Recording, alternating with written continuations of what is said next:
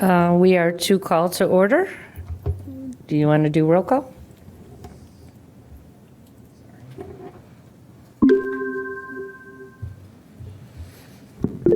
Okay. Okay, great. All right, taking roll. I think I was on Rogers last time. Okay, Councilmember Kelly for roll call. Thank you. Committee Member McMillan. Here. Councilmember Nusma. Here. Committee Member Livingston. Here. Chair Rikus. Here. Councilmember Sufferton. Here. Councilmember Rogers. Here. And then Councilmember Davis. I think that was a huge. Yeah, I'm here. Great. Thank you. We have 8. We have a quorum. We can do business. And then we'll vote her in. Yep. Great. And we voted her in, or she's yet. not on She yet? did. Okay, public comment? Do we have any? Sorry, we need to vote her in. We Oh, should is do she that here? first. Yes. Oh, okay. I'll move to allow remote participation by Councilmember Davis. I'll second. Rogers. Okay, taking roll on allowing the virtual participation of Councilmember Davis. Taking roll on that, Councilmember Kelly. Yes. Committee Member McMillan. Yes. Councilmember Nusma. Aye. Committee Member Livingston. Aye. Chair Rikus. Aye. Councilmember Sufferton. Councilmember Rogers. 7-0 passed. Councilmember Davis can vote on items today. Thank you. Great. Now we will start with public comment. Do we have any public comment in the room here? I have one to read from someone, but I'll let, Yeah, we had first one over here. Yeah. okay.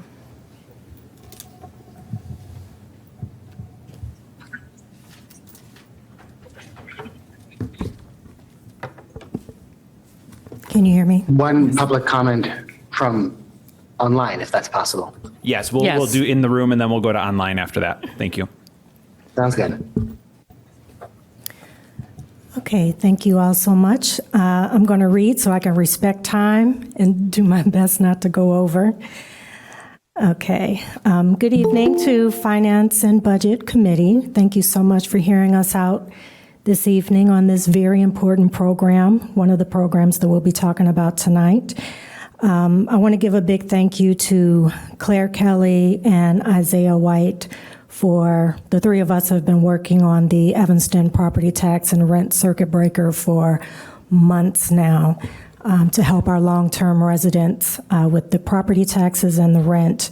And Claire Kelly has led the way, and just want to give her a big thank you, and a big thank you to Isaiah, who's on virtual. So looking forward to hearing from him this evening. And to Cook County, we had many, many meetings with Cook County, and I just want to thank them. We met with several from Cook County for all the information that they had given us in the data.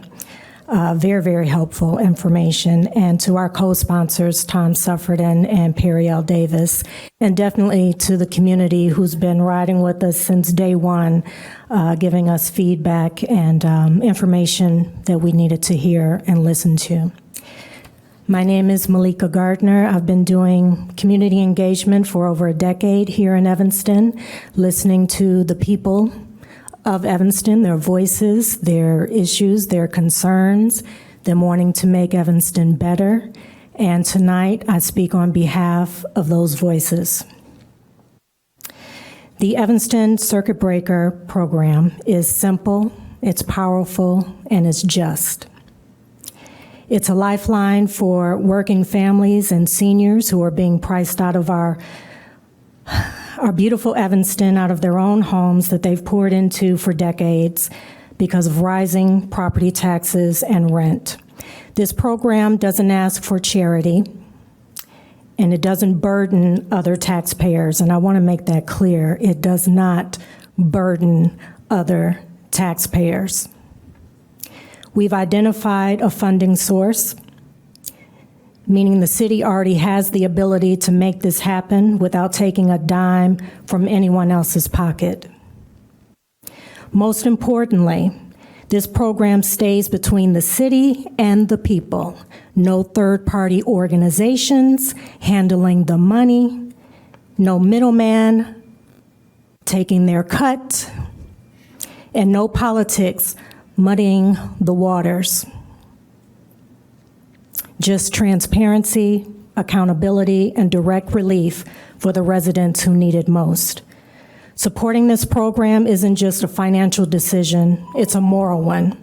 When a city fails to protect its longtime residents, it sends a message that developers and special interests matter more than the people who built this community. You have a choice tonight. You can stand with the residents, the taxpayers who trust you to represent them, or you can signal that Evanston is a place where loyalty and history does actually matter, and where the powerful have a seat at the table, which seems to be the norm here in Evanston. There is no reasonable excuse, I know, Okay. there is no reasonable excuse to oppose a solution that is funded, fair, and transparent. This is a program that should not be rejected. The public will see it for what it is, not a lack of resources, but a lack of will. And that will not be forgotten. It will not be forgotten. The people are watching. I urge you to vote for this program and support it. And we are watching, and we will not forget. Thank you. Thank you.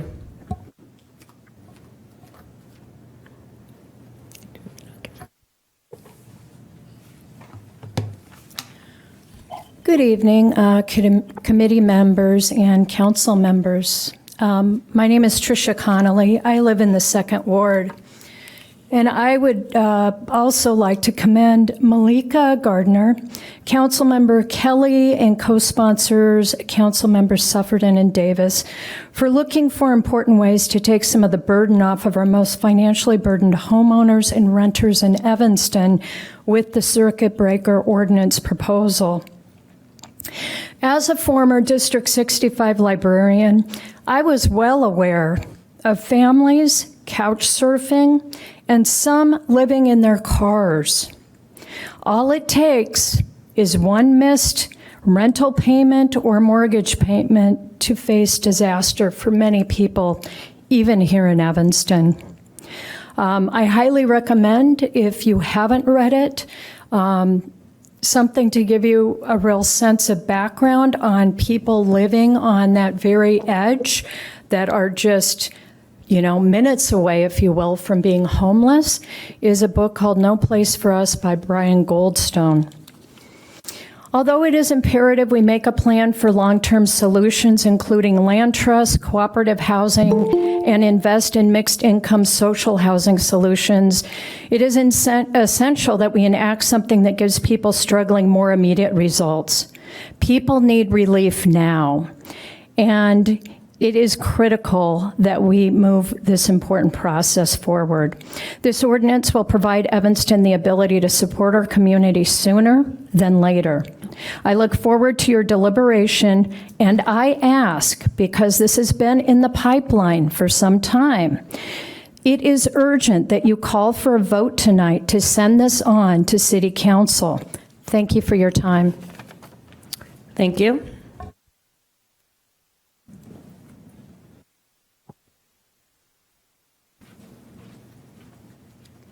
Hi, Mary Rosinski, 7th Ward. I also am here to support and help you all vote to move this forward, the taxpayer tax credit, because we have been talking for so long about how to keep an age in place. And I know as a realtor, I have clients who are really struggling to stay here in Evanston. They may even own their house outright, but their taxes are so high and they may be living on Social Security. And I have had to sell houses for clients who can't afford their taxes here anymore because they need more discretionary income and health. So I say, let's work together for what we truly believe is that we want people to age in place in Evanston, and we can do it with a funding source for the Affordable Housing Fund. So I really appreciate what Malika and you sponsors of the bill have been working on and everything that they said. Thank you. Thank you. Do we have any other public comment in the room? Okay, we can go online.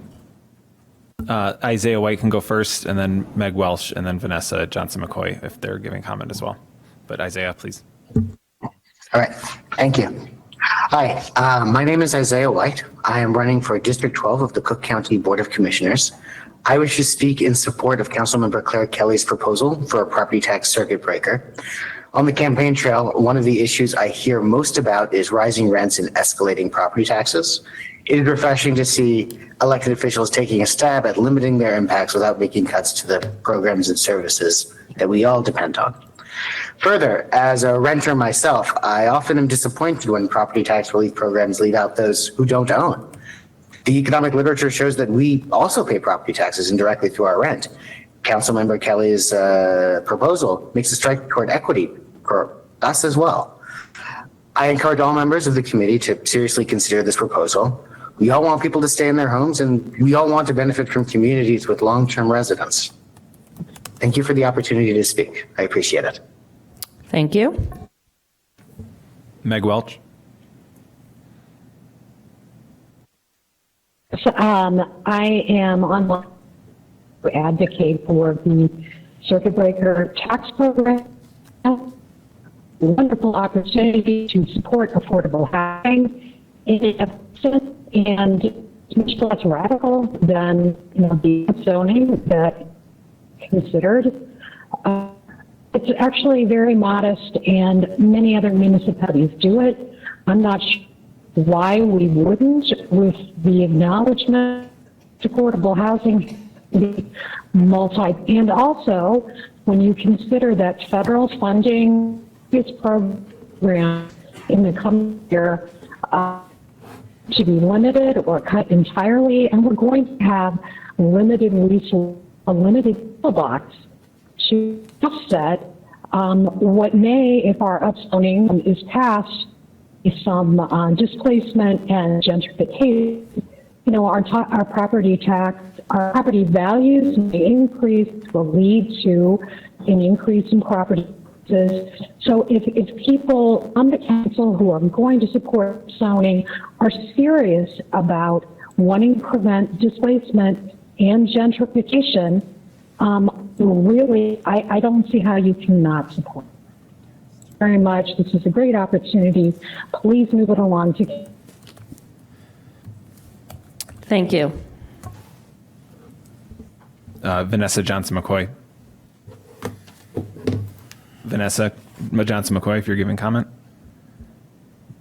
Oh, hi. I hadn't planned to, but I am definitely in support of the circuit breaker program. As Mary said, as a real estate agent, I see it all the time about the high taxes. So that's all. Thank you. Thank you. Okay. And I know James is presenting here in a minute. Is there Wait, anyone I else? have another public comment I want to read. Oh, I was just making sure I'm that sorry. there's a phone number on here. I don't know if they're giving comment or not. An 847 ending in 64. Okay, we will move on. Okay, I received someone who couldn't be here that wanted me to read. Darlene Cannon. The Evanston Circuit Breaker benefits everyone in Evanston by helping residents stay in their homes, protecting diversity, and keeping our community strong. During these difficult economic times, this would be an important step to support taxpayers and ensure Evanston remains a place where all families can thrive. Okay. And Heidi, thank you for your patience. We have one other speaker that's going to speak about 10, 15 minutes. And then, so we're going to move the circuit breaker. We have a guest. Thank you so much for coming to enlighten us about it. And we're going to move the circuit breaker discussion till after the actuary and pension. We're very fortunate today. We have a lot of speakers coming from the outside. So I'm going to turn it over to Councilman Kelly to introduce our speaker.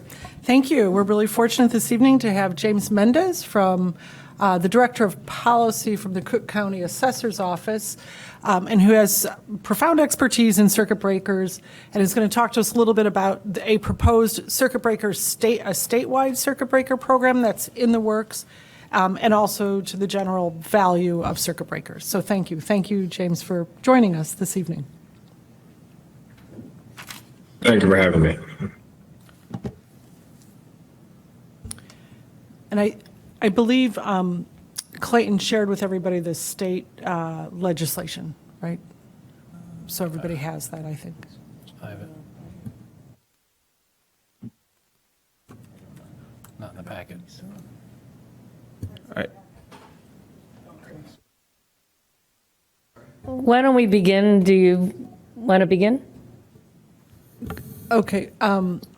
James, would you mind telling us a little bit about the state legislation that's been proposed, and then just your comments about circuit breaker programs and the value.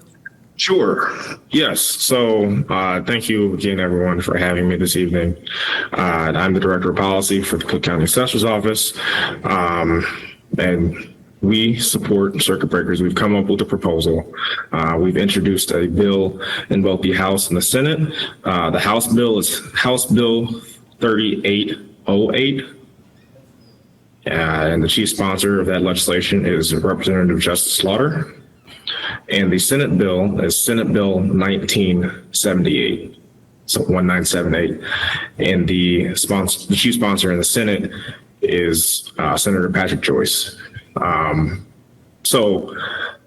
proposal is pretty straightforward.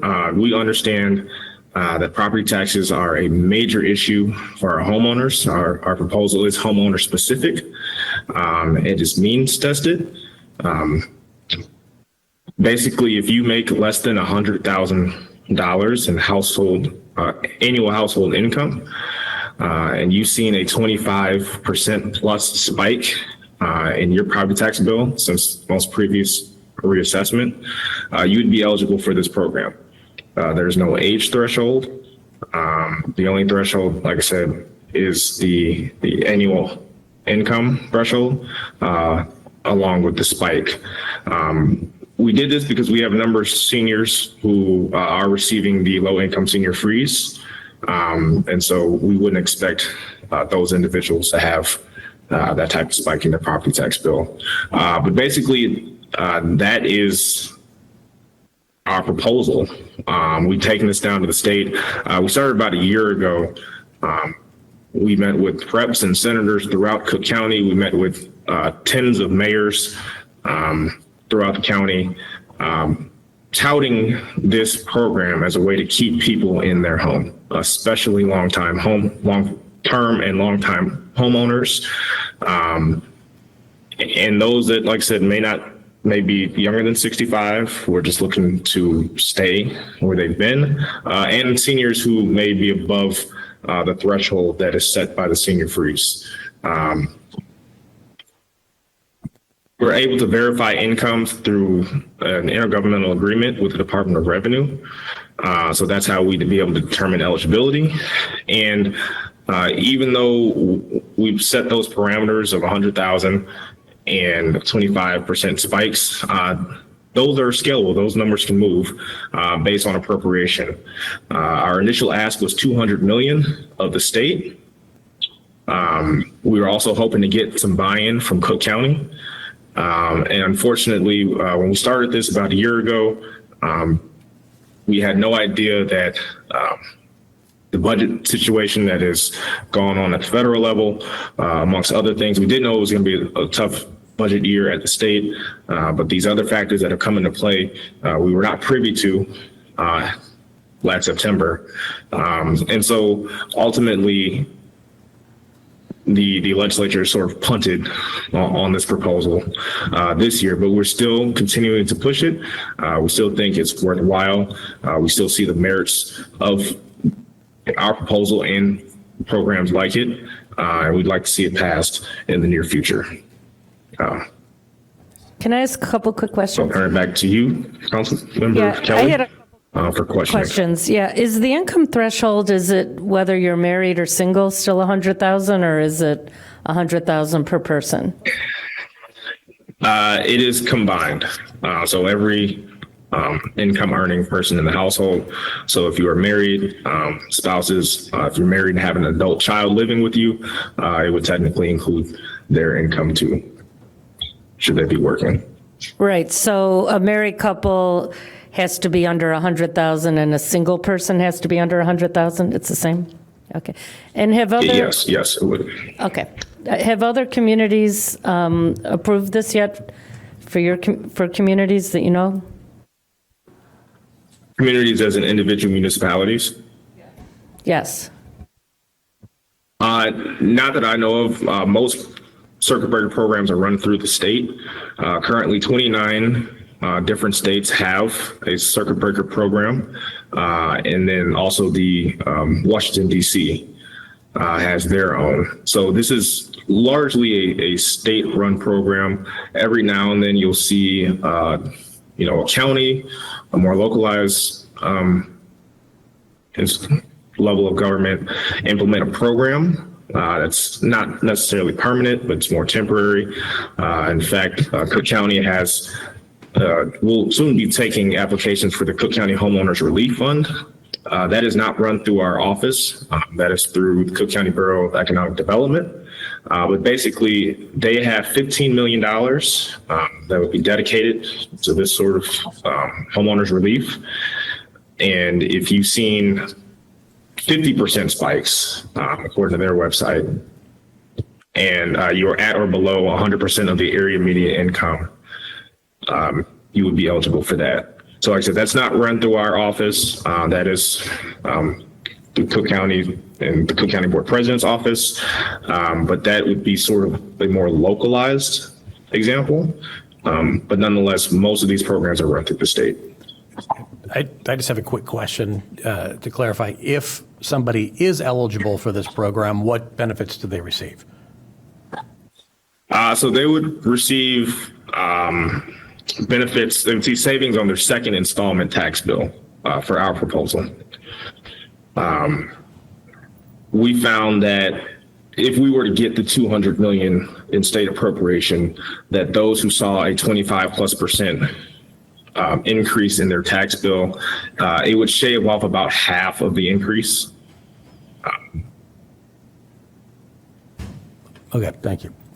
So that's kind of what the numbers that our proposal came up with, the data behind it. And I'll add, this isn't something that you'd be in permanently. So we reassess triennially. We're currently reassessing the North Tri, which would include Evanston. And so next year's tax bills will be reflective of the current reassessment we're doing. They're always a year in arrears. And basically, if you saw a spike of more than 25%, you would be eligible if you qualified on the income, from the income standpoint.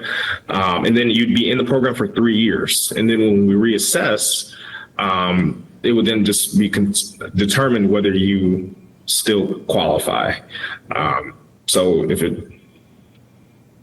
you don't meet the 25% threshold anymore, you no longer be within the program. If you continue to, you'd continue to be eligible. So this isn't, once you're in, you're just in it for the long run and forever.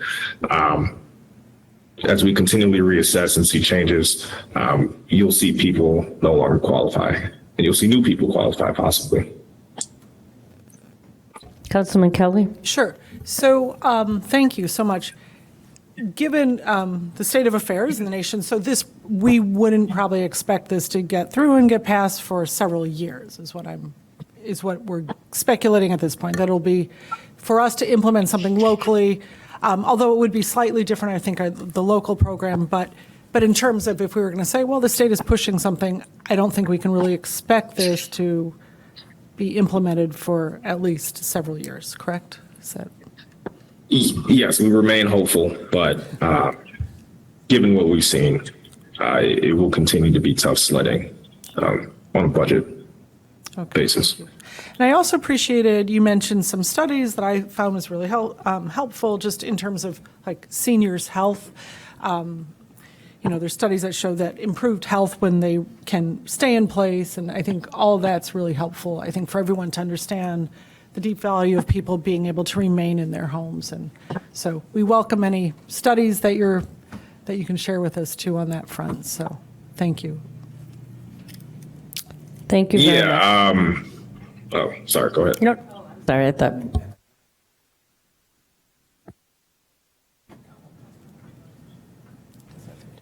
Oh, Councilman Rogers had a comment, but I interrupted you, so if. Yeah, I just have a. Sorry. Go ahead.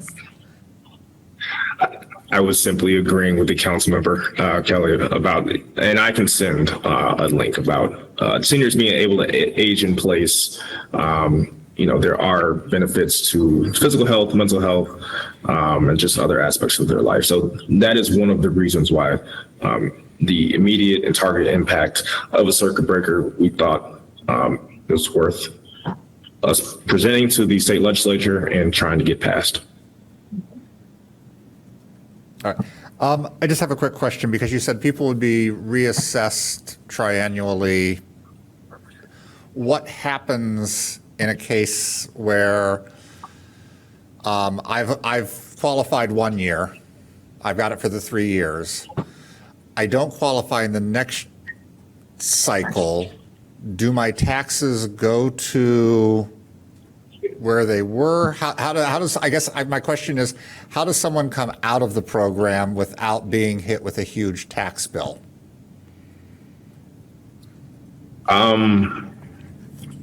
Essentially, you would, your taxes would go back to where they were. Okay, that's all I was wondering. I just want, because when people fall out of it, I just kind of wanted to know how that affects their tax bill. Do they go back to where, so my taxes went up, let's say 30% this year. In 3 years, there's a 10% increase. So I've seen 40% over that period of time, but I don't hit the 25% increase in that next cycle. So what happens to me? Do I fall back into my regular taxes? So I've now seen a 40% increase over a I see what you're saying.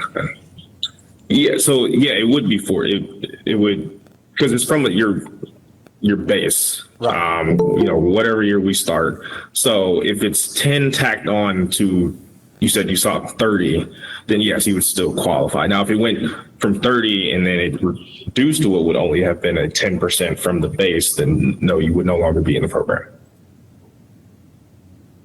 Okay, I'm not necessarily following that, I guess. So say, let's say we reassessed you in 2024, you have the tax bill in 2025.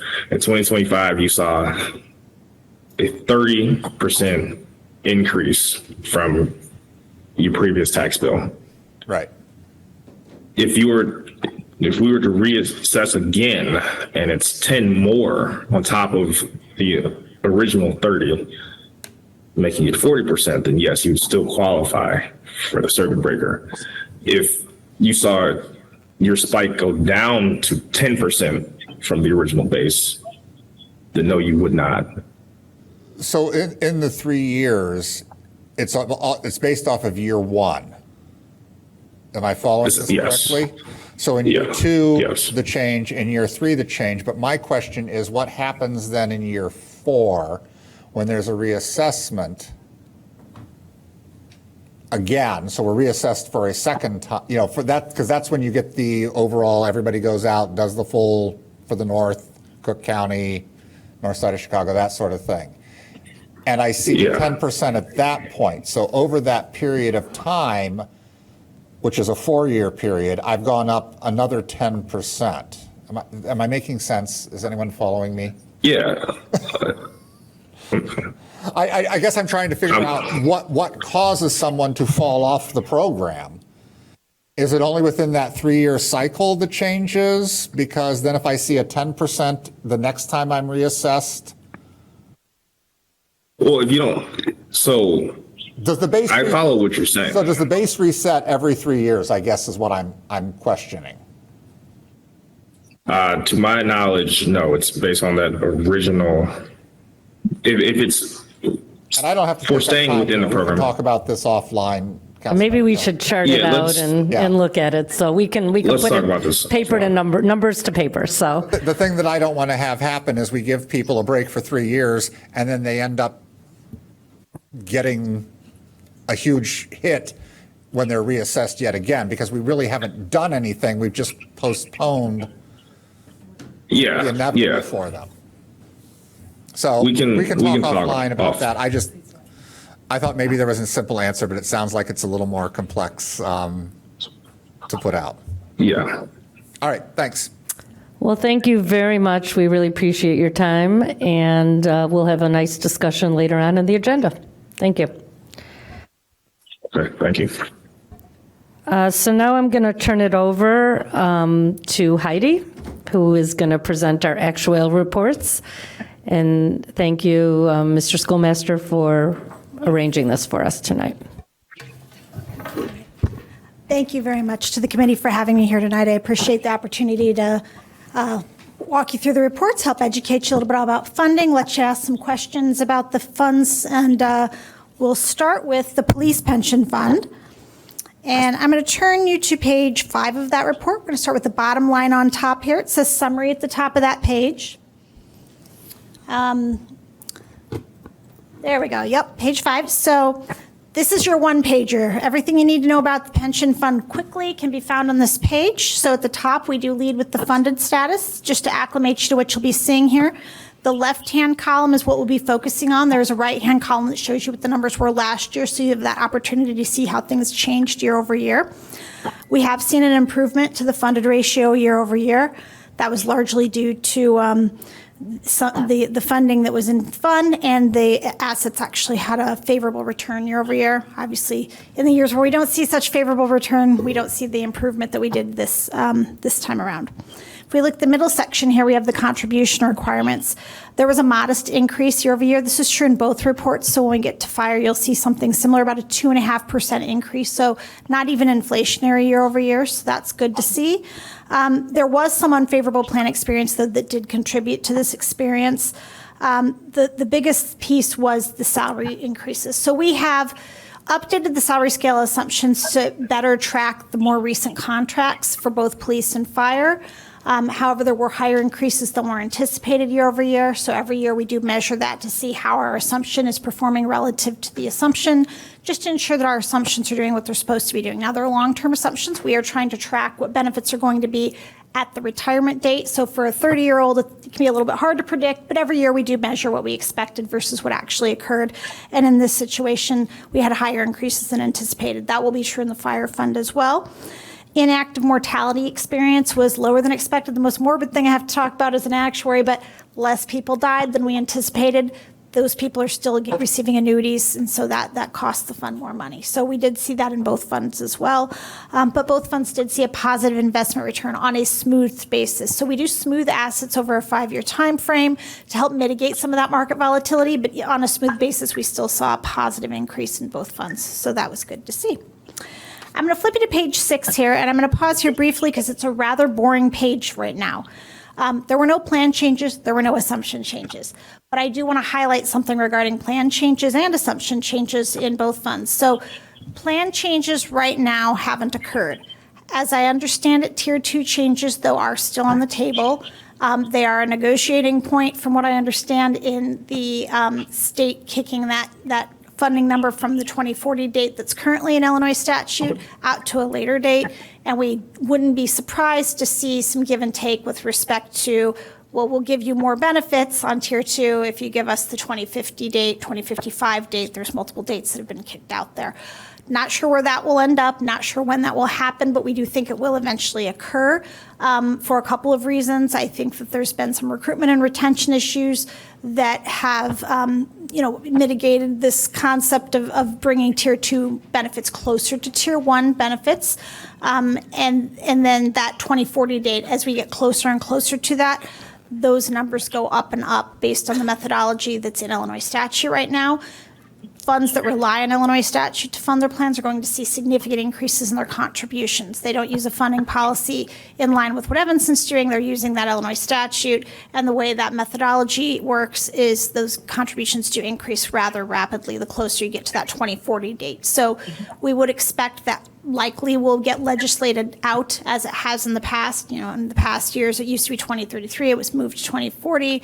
If it's moved into the future, that would be a natural time where these benefits might go up. If Tier 2 benefits are increased, that will increase all of the liabilities in these funds. Right now, about 54% of your populations in both funds are Tier 2, and that was as of the valuation date. I suspect if I took a snapshot here sitting in September, that's even higher, and only going up. Tier 2 was put into place in 2011, so anybody hired after that date will be Tier 2 at this point in time. The second thing I want to point out are the assumption changes. Just to highlight, a lot of the assumptions regarding demographics. So our disablement rates, termination rates, retirement rates, et cetera, do rely on the consolidated study experience studies. So the IPOPIF and IFPIF both do their own studies for all of the Article 3 and all of the Article 4 funds respectively across the whole state. Most funds aren't large enough to have their own full set of disablement rates, full set of termination rates. Even a fund as large as Evanston doesn't have enough experience to build a very solid, credible table. So we do lean on those studies. The Fire Fund just approved their new study, their 2021 study, now is a 2025 study. We'll likely refresh those tables next year in the valuation. And then police is actually going to do a study in 2026 with IPOPIF, so it's likely 2027 where we'll see some of those tables roll in. I don't anticipate that's going to have a significant impact on the fund. It's generally minor tweaks to the tables just to kind of keep up with the latest and greatest data that we're seeing, but I did want to put that out there that there might be some changes coming. So we turn to page 7 of that report, again, focusing on that leftmost column. There's 3 sections on this page. The beginning section is the participant data. This is the information we collect from you to perform the valuation. It's snapshot valuation data. What that means is we collect it on January 1st. So whoever's in the fund on January 1st, whatever their status is on January 1st is what's included here. So if somebody, say, retires on January 5th, they'll be counted as active here, and we will call them retired at the next valuation. So there's been some changes year over year, particularly in the policing. You did see an increase in head counts here. More head counts mean more people accruing benefits. That's going to have an impact on the normal cost that's accruing in the fund. Higher costs in general just from that alone. We saw a little bit more retirement activity than anticipated, so that generally is going to contribute a little bit more to the liability. And so that's some of the activity we saw in the fund. If we look at the next section, assets, there's 2 values here. As I mentioned, we do smooth assets over a 5-year time frame. So we compare the returns on a market basis to the actuarial assumption. If we return higher than the 6.5% assumption, that's a gain. If we return lower than that, it's a loss. Those gains and losses are smoothed over a 5-year time frame, so 20% per year reflected. If you look at last year's numbers, the relationship of actuarial value and market value actually showed actuarial value 1.3% higher than market. That tells me there were deferred losses on the books that are no longer there, because if we look at this year's column, the actuarial value is lower than the market value. So we finally saw enough market returns that were higher than our assumption. We've actually seen that situation reverse. That should be happening over time. This number should flip-flop with market value, and that's exactly what it's doing. The last number I'll point out on this page is near the bottom of the page on page 7 there, $357.1 million. That represents the amount of assets you need in the fund today to be fully funded on the 375 people in the fund today if the city of Evanston did not intend to make any more contributions to this fund and all of my actuarial assumptions exactly come true. Now, it wouldn't be a number that you would fund to because those people are still earning those benefits in the fund. So on page 8, we actually divide that up into benefits that have been earned already and benefits that will be earned in the future. So near the bottom of that leftmost column, you see a number of $322.5 million. That is based on service that's been earned to date. So ideally, that's what your assets are. To be 100% funded, you need to have $322.5 million in the fund today. We compare that to your actuarial value of assets to determine what's called the unfunded actuarial accrued liability. That number is $130.6 million. That represents service that's already been earned by your participants that still needs to be funded by the city. So effectively, the city has an outstanding mortgage towards the pension fund that needs to be paid off of $130.6 million. So that'll be a component of your contribution calculation as that number gets amortized. That gives us that improved funded ratio of 59.5%. And then the last number I'll point out on this page is near the middle of that leftmost column, that $4.3 million number near the middle there. That's called total normal cost. That's the value of your active population earning 1 year of pension benefits in the fund.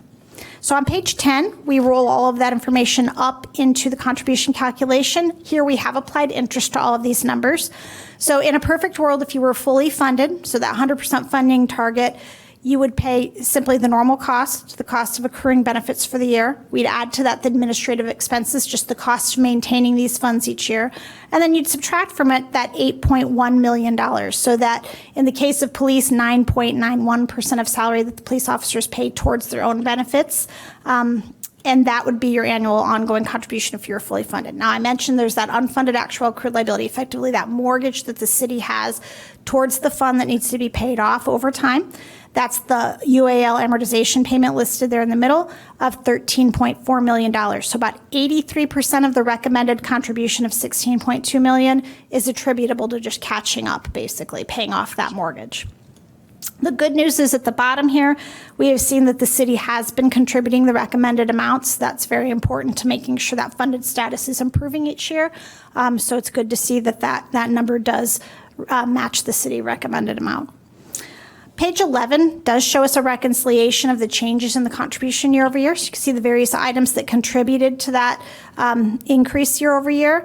So a few things to highlight here. We do see those salary increases contributed about $256,000 to that increase because of the salary increases being about 2%, a little more than 2% higher than we anticipated.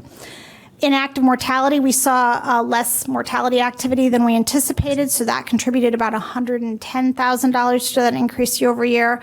And then there were some offsetting factor with the fact that the actual value earned more than the 6.5%. It earned 8.26% on a smooth basis, so that was an offsetting factor. So ultimately, that did result in the increase of $391,000. Page 12. I'll highlight at the top here, this shows us should the city continue to pay off the unfunded actual accrued liability as recommended on an annual basis. You are currently targeting that 2040 date to be fully funded, so you are currently tied to statute here. It is the one place the city of Evanston is still tied to statute in this report. Illinois statute requires funding by 2040 to a 90% level using the projected unit credit cost method. So we have changed you from projected unit credit to entry age normal. The benefit of that is entry age normal will fund on a more level basis. It won't have as much volatility. Projected unit credit funds very little amounts early in somebody's career, and then as somebody gets closer to retirement, the numbers become much larger. Entry age normal does a better job of leveling those payments off through the course of somebody's career. So that's why we switched to that methodology. In addition, we moved from 90% to 100%. This change was made a couple of years ago. It's a good change in the right direction.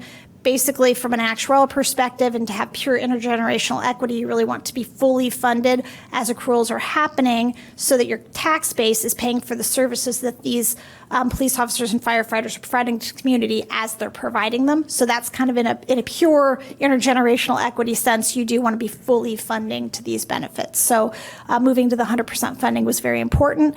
But the last thing you're tied to is that 2040. So to the extent that that 2040 date is moved to 2050, these reports are in no way required to chase that. These reports are already disconnected from Illinois statute. They're doing a better job than Illinois statute, so we would not recommend chasing that 2050 date or whatever it ends up being.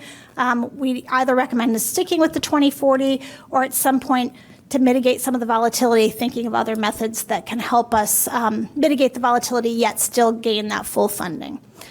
So something to keep on the radar. In terms of the other numbers on this page, we basically just look at a history of our assumptions to make sure that they're performing adequately. What we like to see is that some years were higher, some years were lower. So overall, we know that we're hitting the target here, and that's what we're seeing.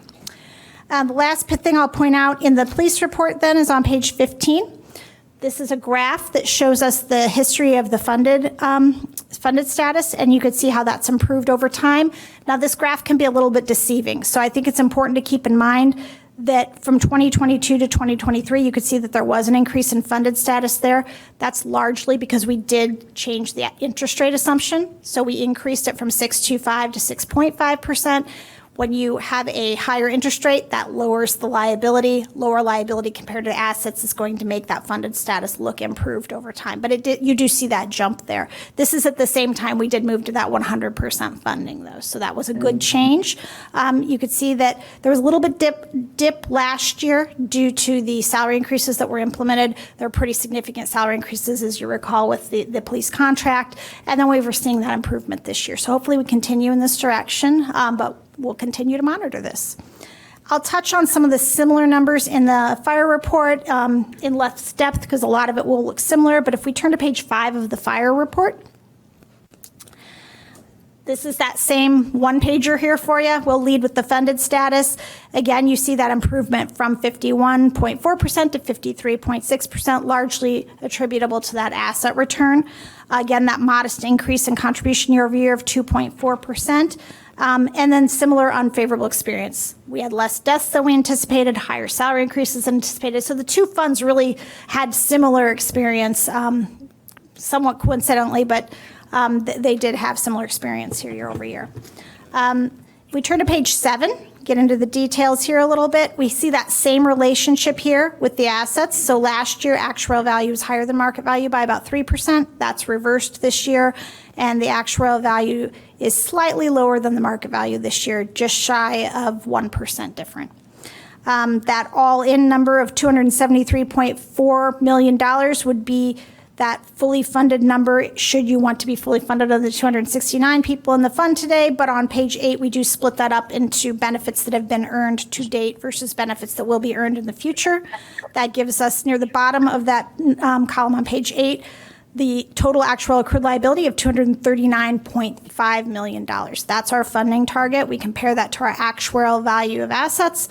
Gives us that unfunded actual accrued liability of $111.1 million. That's that mortgage that's outstanding now to the fire fund by the city that needs to be paid off over time.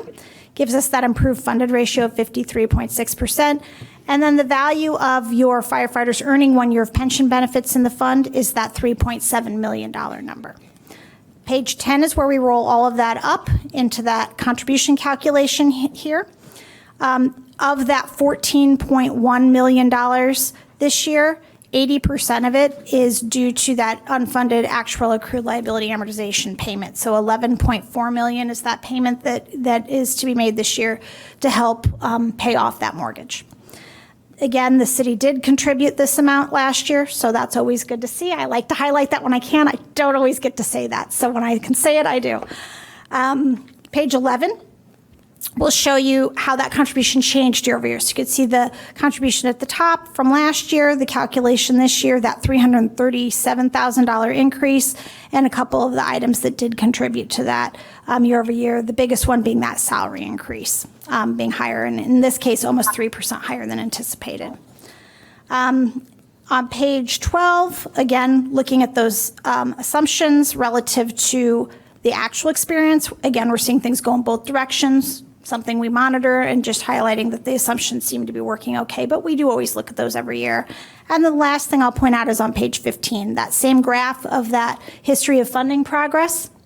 You could see that we saw it was sort of flat near the beginning. Now this is when we had the 90% funding, so we weren't fully paying off that mortgage each year, and the interest on that unfunded was growing, so we weren't seeing progress the same way. We started to see some progress here in 2023 when we switched to the 100% funded status and increased that interest rate 25 basis points to 6.5%, and then we've seen a slow increase since that point in time. So hopefully we're moving in the right direction now. This graph can be very telling over time when you look at this historically. So with that, are there any questions from the committee? Committee Member Livingston? Hi, thank you. That was a very good summary of the reports. I just have a couple of things. There's been a lot of press lately about the Chicago Tier 2 changes to police and fire. I think that's already in our numbers, but could you confirm that? It is, absolutely. So they basically, they were just getting parity with what was already happening in Article 3. I think that was 2019, so that's good. Yeah, absolutely. We don't have a, there could be further changes, which we're not in control of, but at least, we are. It wasn't a change that related to our right. plans. They basically were lagging your funds in that sense. I think, it's good that on a percentage basis we're improving. We're not improving much on a dollar value basis of what the liability is. Yeah. And I think part of that is the actuarial changes that came through in 24 of about $40 million. And, I think, look, we're well-funded compared to, Chicago's a disaster, but we can't get overly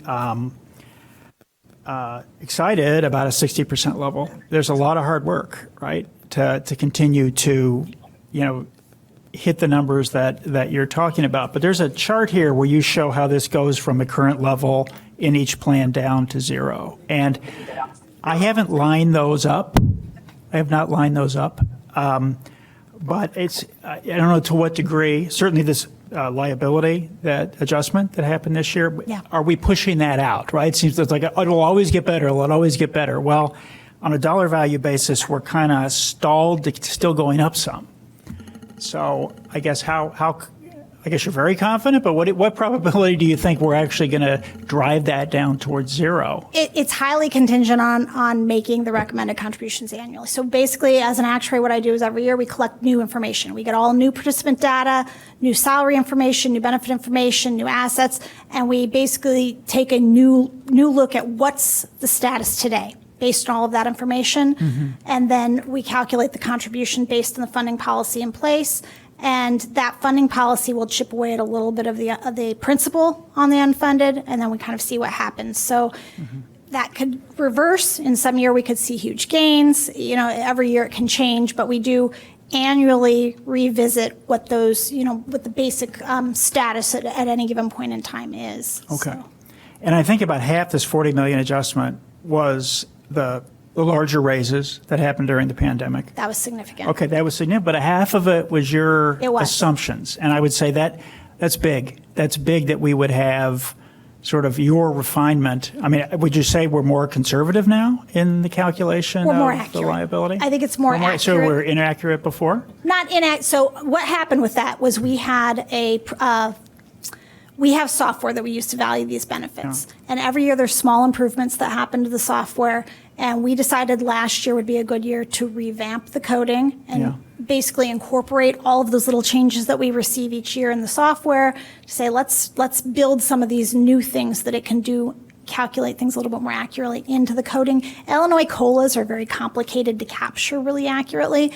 And so we were able to do a little bit better job of that. And we took that opportunity to bake in all of those in one fell swoop, basically. So that's not something you should see going forward in a significant way, but we felt like we had to do that. That's just another thing that we're fighting, right? Because, I mean, I oversaw with a group of people, pensions at the company I was working at, and you so rarely see any favorable adjustment to the liability. It's only negative, right? And this was a big one. Right? Sure. You could have anticipated the salary increase. That's one thing. You raise salaries, especially how Tier 1 is calculated, and you're going to have a big impact. Yeah.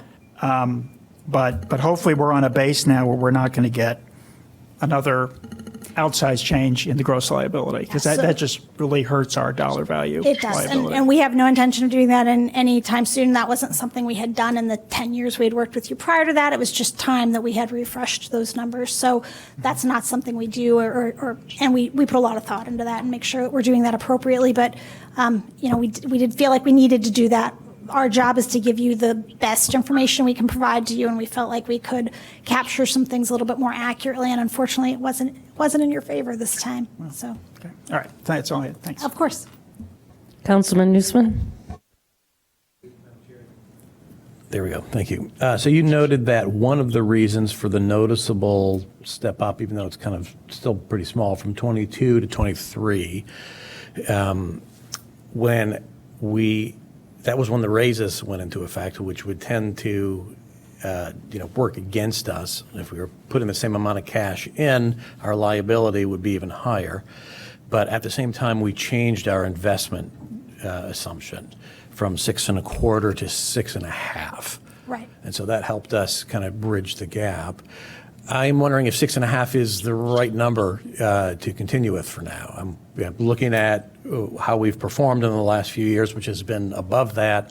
I'm wondering what other communities are at, and I would like to be conservative in that assumption, but not overly conservative. Okay, that's a fair question. So I would say you are lower than what we see in most other communities right now. With the change to the consolidated funds, the monies that moved over for consolidation were also, not only were they moved over to be invested differently for consolidation, they now opened up all of the investment options. So the boards prior to that sort of had handcuffs on them to how much they can invest, what kind of instruments they could invest in. That basically is all gone now. So theoretically, the boards can set policy differently now, more aggressively now, and those numbers should go up. We are in a wait and see period on that. They're still working on moving from passive to active management. They've made some strides towards that. We'll continue to for the next couple of years in all likelihood, and obviously they'll continue to monitor that.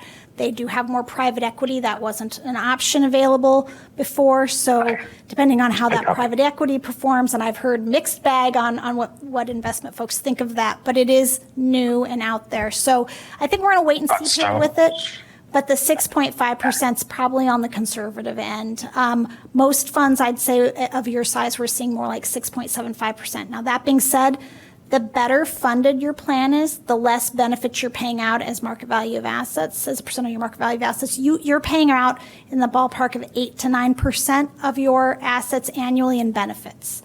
So we see some funds where that number is more like 5%.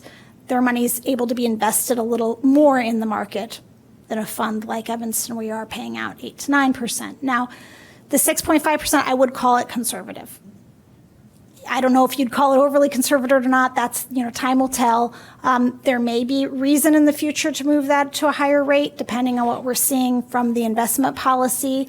We do, in the experience study that's performed for IPOPIF and IFPIF each year, we do look at the investment policy laid out by those funds and collect information from several investment advisors. We don't just rely on the investment advisors of those funds to ensure there's no bias to that. We do collect information of several investment advisors to make sure that on a long-term basis by asset class, we've assessed what we think that investment policy would actually deliver.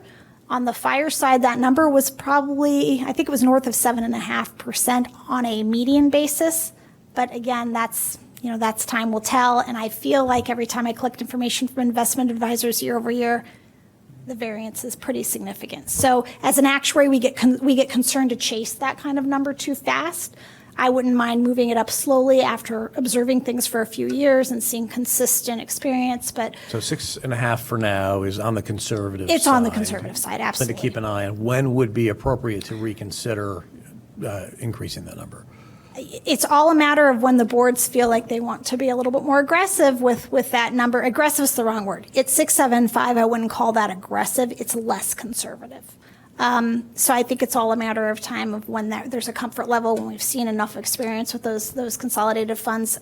It really, as an actuary, I feel comfortable with the range of assumptions there, and I can tell you whether you're on the more conservative or less conservative end of that, and each community has to make that decision for themselves how aggressive they want to be with that. But you'll use the number that the city asks you to use. If the city told us to use something out of a reasonable range, no. Right. But if it's within like a range of the 40th to 60th percentile, that's sort of in the range of more or less conservative, right? So we've seen. So 6.5 is something that the city told you to use. It's not your default number. It's not our default. We don't have a default, but we have a sort of a range where we're comfortable based on the level of aggressiveness. Yeah. Great. Thank you. Sure. One follow-up on that point, right?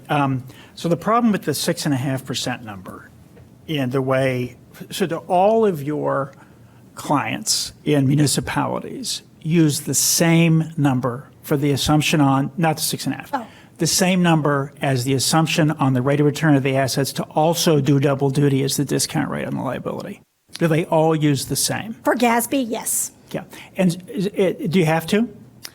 I don't think you'd have to. I think you'd have to build an argument for why you're differing. Okay, so let me go to the corporate world again. The problem is, I view using the same number as wrong. Yeah, corporate's much different. I used to work in the corporate side. And because it's, okay, you could argue maybe we'll make 7.5% on the asset side. Sure. Okay. In my mind, we should be using something more like a borrowing rate on the liability side. That's what we use on the corporate side, right? And so the problem is one number is being asked to do two things. So you might say, okay, we could use 7.5% on return on assets. I would argue that is way too high of a number to use on the discount of the liability. And it will give you an artificial bump in the apparent funded status of your plan. Yeah. So that's why we kind of need a number that's in between. And that's where I kind of see maybe 6.5, because it's too high to discount the liability, might be too low to assume the assets, but we got to end up somewhere in the middle, because I think using that number for the discounted liability is understating what our real liability is. But your view is everyone uses the same. So in They the uses the same number for both. on the And- public sector, yes. Yeah. Corporate is very different. Yeah. It is very different. And corporate, the difference in corporate is they're very trying to do basically a mark to market. This is what your liabilities look like to date. This is what your assets look like to date. And it's almost like a settlement liability concept almost on the corporate side. That isn't true on how it's looked at on the So public sector side. we'll do what we need to do under GASB, but I just want to make sure everyone understands 100%, even when we get there, of using a discount rate that's high, it's not a real, even that's a soft 100%. You know, let's Yeah. get there. But to discount these liabilities at 6.5 is, in my mind, too high. It should be something like a borrowing rate, but that's the way the rules are, and that's why we need to remain to be conservative on the overall rate that we're using, because it's got to compensate. We might earn more on the assets, but it's got to compensate for the fact that that is a really high rate to be using on the liability, and therefore understates in some ways the liability. Yeah. So it's hard to just say we're earning 7.5%. Maybe, hopefully, but I would never use that to discount the liability. It would just artificially inflate, and it would push more contributions into the future. So, anyway. Well, I just want to thank you. It's good news to see that we are moving forward to that 100% funding. And as you said, a lot of communities are at the 90%. We're at the 100. It's been a commitment from our board. So I think all this hard work, we're starting to see it pay off. And it's exciting every year to get the actuarial reports. You know, one thing, Hitesh, David and I talked, you know, it might be good to have a 5-year projection out, just so, you know, it was a little surprising last year because of the salary increases. And maybe even look at a couple different, you know, 6.5, 6.75, just what the differences are. But I think for this year, if the committee's fine, we're going to stay at the 6.5, and the contribution went up, but not what we thought it might be a little higher. So I think we're in good shape. All right. Thank you. Thank you. Thank you very much for having me here tonight. I appreciate your time. Okay. Oh, Yes. and thank you very much, Heidi Andorfer. These reports were commissioned by the police and the fire funds and paid for by them. Originally, and you'll correct me if I'm wrong, I think Jason was going to say 6.25, and I said, would you rather have 100% funding and 6.5? He said, oh yeah, in a heartbeat. So that was an agreed upon thing, and we'll evaluate it again as we go along.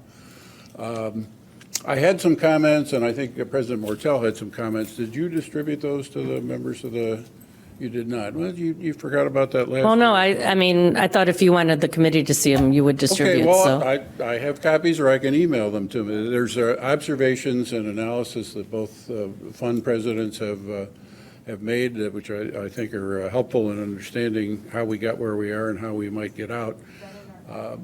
2 weeks ago. Just told them I was giving the report. It's not, there were things in there that I think should come from them, and if you want to forward it.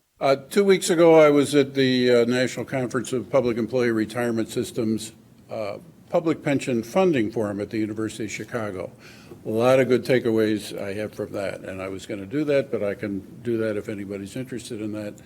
And we thank you for your continued support on this. The one observation I made, we were the litigants in the funding suit against the consolidation, and during the pendency of that, we managed our own money by the court's permission, and our returns far exceeded the terms of IPOPIF. I mean, by big. Well, that was for the 3 years you quoted. I went back to previous years. You can't just look at 3 years. It's a whole 10-year, and there's some other numbers. We brought more money to the table than we would have had the money been invested by IPOPIF at the time. And I know people on their board. I've talked with them. They're a work in progress, is what they're doing, and hopefully that will work out and help us. But thank you for your efforts in supporting that. Thank you. Okay. Councilmember Kelly? I was just going to say, I don't know that the board presidents have all the members' emails, so maybe if you could just share whatever it was. Yeah, the council members, you're all on the website, and I think I can find yours. Okay. And we certainly have yours. Yeah, Okay, great. If you'd like to see those, I can send them. Thank you. There's Thank some you. interesting analysis and observations that Heidi sticks with the numbers, and she does a great job at it, and so that's that. But we're here in the trenches, and we see what's going on every day, and some of that you kind of have to factor in there. So I can send those if you'd like. All right, thank you. Thank you. Anyone else? Okay, PPRT. There was a referral from Councilmember Davis. I think we discussed it. Hitesh, you talk to our legal counsel? Do you want to update us? And in the meantime, the library has been asking about PPRT as well. So this is something that we need to weigh when we look at escrowing the full amount of PPRT. Right. So, good evening. Yes. And before I let it, I think Alex Ruggie, our corporation counsel, is on there. So before I give it to her to address the legal side of that, again, I would go back to what I discussed that what would this do? What purpose would it serve by escrowing the money? Taking out of general fund, which is already seeing a huge deficit. So that's the one thing. And particularly, we just have a baseline numbers for 26 budget, and it has grown up because of the few big items. One is the public safety pension is a small number. I'm glad for that. But obviously, the rent for the 909 Davis is going to add, and the 3% wages, generally under the unions and non-unions. So obviously, even without taking into account any other thing, as we still work with the departments to finalize in the next few weeks, what purpose would it serve? So that's the thing. As far as the library thing, yes, we had a meeting with the libraries and they are asking for that. But again, I will ask Alex to kind of address that from the legal standpoint. Alex, go ahead. Thank you. Good evening, members of the Finance and Budget Committee. For the record, Alexandra Ruggie, Corporation Counsel. So I was asked to address two different items for the Finance and Budget Committee this evening. One is whether or not legally, if the money can be placed in an escrow, the PPRT. And as you're all aware, we've discussed this a few times. Any tax liabilities prior to 1978 that we have to pay out of the PPRT has to come out first, and then anything left over is used to pay pensions, whether it's police, fire, IMRF, Social Security. So from a legal standpoint, that money can be placed in an escrow. I believe this is a policy decision for the city if they want to do that with the money, or if they want to continue putting it in the general fund, which is where all of those pensions and Social Security are paid out of. So that's where we are. I will say the pension policy, which we've discussed before, allows for the maximum allowable PPRT to be utilized to fund the police and fire pensions up to 100%, but it does not require that. It is one of several funding sources that can be utilized. As far as the library is concerned, when I look at the statute regarding PPRT, it qualifies that if the library instituted a tax under the Library Tax Act, certain sections in 1978, then the library would receive that portion of the PPRT that it collected under the Library Tax Act. So I believe we're still looking to confirm that the library did collect a tax under those sections of the Library Tax Act that are called for in the statute. If that's the case, then the library would be entitled to that PPRT under the statute. I have a quick question, and then Councilman Kelly. I was muted, sorry. Oh, I have a question, and then Councilman Kelly. So if we were to vote to put the money in the escrow, that's not saying that 100% of that will go to the pension, because there's other obligations of the PPRT. I just wanted to get some clarity on that. Well, I think the obligations under the PPRT have to be paid out first. So the obligations that are state mandated by the statute have to go first, and then the leftover PPRT could be put into the escrow. But we'd have to ensure that that money that's required under the state statute And be paid out what's first. required? Is that the library, and what are the required?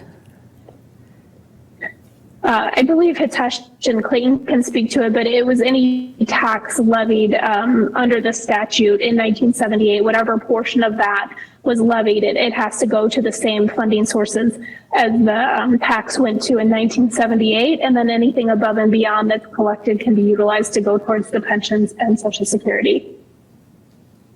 So Hitesh, for an example, if it's $1.8 million of PPRT, how much would be left after those obligations?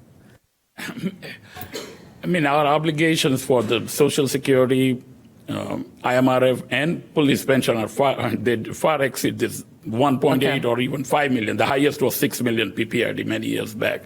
So yeah, that would far exceed. And then the library thing that she is still kind of researching that whether we need. We looked at in 1978, it was around 10 to 11% library share of the tax levy.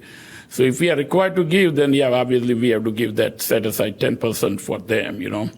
And again, whatever the legal outcome may be, I mean, Alex would tell us, but I don't see the need for it and what purpose does it serve. And again, I would leave it up to the Finance Budget Committee to that, yeah, how would it help the cause here, you know? Because you are taking away the money from general fund, which is already in a kind of dire state, to say the least, and then it's not helping, you know, overall. So I don't, and it's the same part, you know.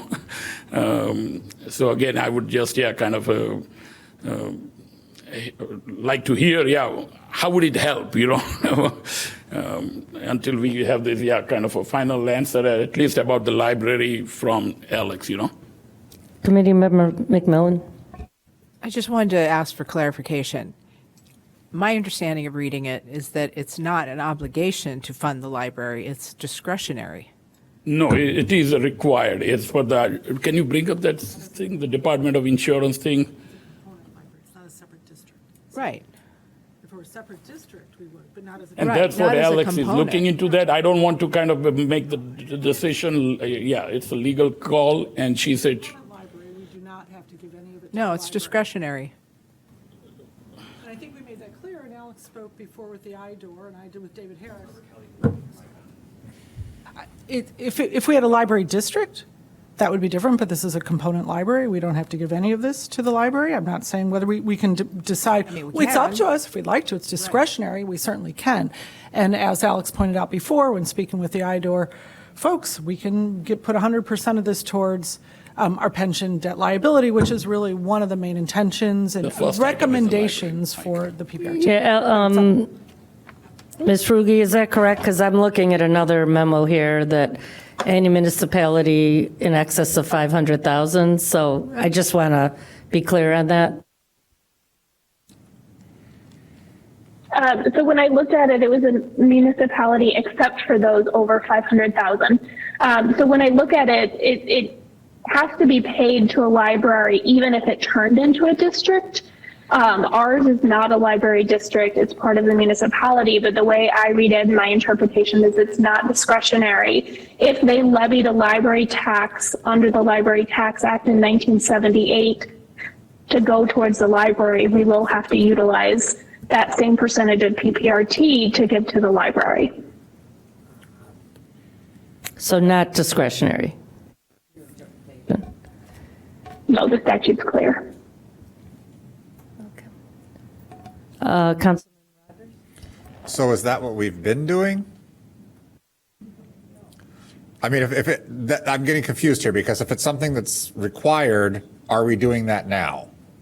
We are not doing it. We used to, because library has been part of the what you call the municipal, you know, as a kind of department. Right. But even in early 2000 or late 90s, we used to set aside the fixed dollar, kind of random, but nobody challenged because it was still part of that.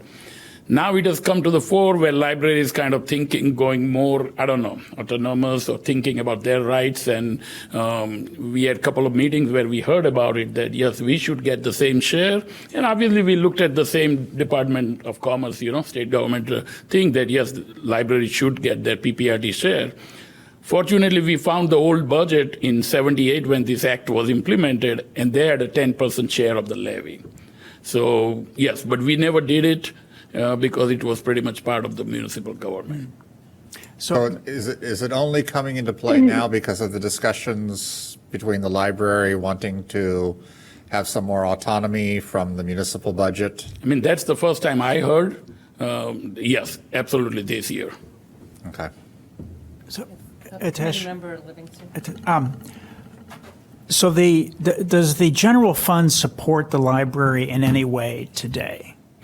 Indirect ways, like suppose we do their HR function, part of the AP function, the finance function, audit, banking, all those kind of the functions, the IT functions, some of those facilities functions. So if someone were to say, hey, you have not been giving the general fund, all the PPRT went into the general fund has been expending cash in support of the library, which I'm sure we could do an analysis, but I would assume that is far more than actually a claim. I mean, that would, whether we call it directly PPRT or not, the general fund, which got the PPRT, has been expending resources in support of the library. But that's, yes. You didn't match them up, and maybe we would just need to go back and say, did we short the library or not? I agree, and we have discussed those things.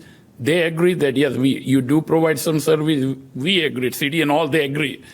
But we don't agree on the amount, that how much, if we put in monetary terms, is it worth $500,000 or $2 million worth? How much service we provide, city to library, is it $500,000 annually, 2 million, 2.5, 5 million?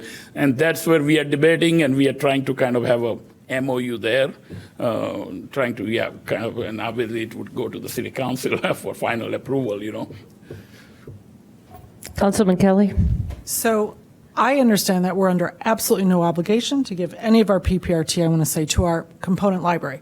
So what you're saying, Hitesh, you're saying, I understand that, Alex, you're saying it's unclear, correct? No, she's not. Well, what's unclear is whether or not the library collected a tax under the Library Tax Act in 1978. It was part of a budget as part of the levy, but there's specific sections on which would apply, so we're still looking into that. As whether or not we're legally obligated, in which case we haven't been doing it anyway, over to Councilmember Rogers' questioning. I mean, this hasn't been a part. There were years, I would say just that, to clarify your thing. Right, but there were some years, like maybe 10 years or so, we used to it was budget arbitrary, fixed amount to the library, PPRT portion, and the Park District even. Understood. And Hitesh, you're saying that you think that we have a legal obligation to give this PPRT to our component library?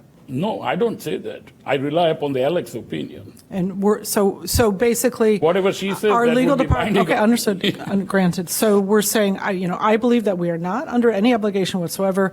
We're waiting to know from our corporation counsel whether or not then there is a legal obligation to give it. In which case, if we hadn't been providing it, that would be okay in the past. But if they request it, you're going to tell us whether we're legally obligated to give them a portion of the PPRT. Okay, I will maintain that. I'm quite certain we are not. But so I think the main issue here is designating. I think, as you said, David, earlier, if we're going to fully fund pensions, we need to find the revenue streams, and this is a normal revenue stream to apply towards the full funding. Now, if we don't want to, apply 100%, let's make that decision. The idea of the escrow account is so that there's a clear, easy source, or whatever you want to call it, so that we can all keep track of it and know what although it is accessible online also through IDOR. But I think the idea is to allocate, to designate revenue streams towards this so that it protects the full funding into the future. I say, why stop at PPRT? I'd like us to find maybe even a couple more revenue streams that we know every year will be earmarked towards, fulfilling that gap from 90% to 100. So I'll stop there for now. Maybe a compromise is that we don't necessarily set up a escrow fund, but we do say we're going to be spending 100% of PPRT on the pensions. Well, I was on the pension board for a while, and a compromise we came up with was the reporting that the staff did, where they put the property tax revenue, the amount from the general fund, and then there was a line that said PPRT. So that it was clear, how much PPRT, how much was general fund, how much was tax. So I think that's a council decision. I don't think.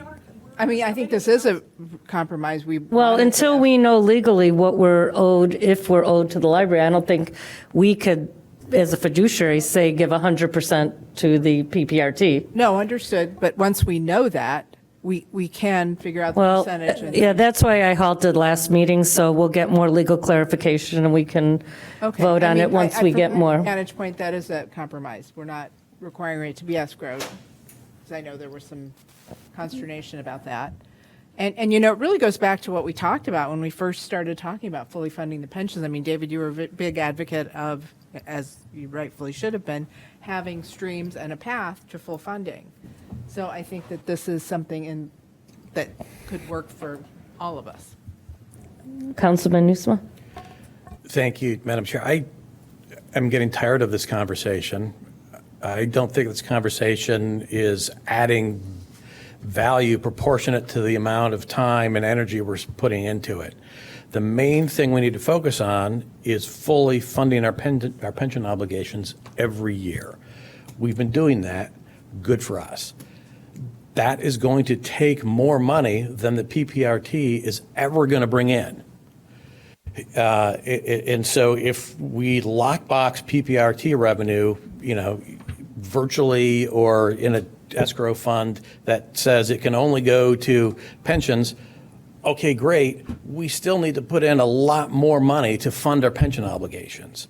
And this all passes through the general fund, and we fund our pensions out of the general fund. So I am ready to vote on this question and move forward and spend the time and energy of this committee on much bigger and more important issues, such as where are we going to get all the money to pay for our capital needs?